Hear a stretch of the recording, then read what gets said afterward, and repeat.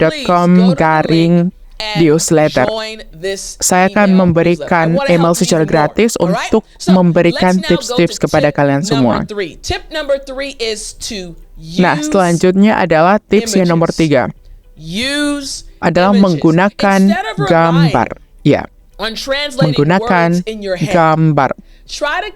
Daripada hanya bergantung memikirkan bahasa Inggris di dalam pikiran kita, coba koneksikan arti dari kata bahasa Inggris tersebut ke aktual atau gambar aktualnya. Misal ke gambar. Ataupun kamu bisa membuat sebuah flashcard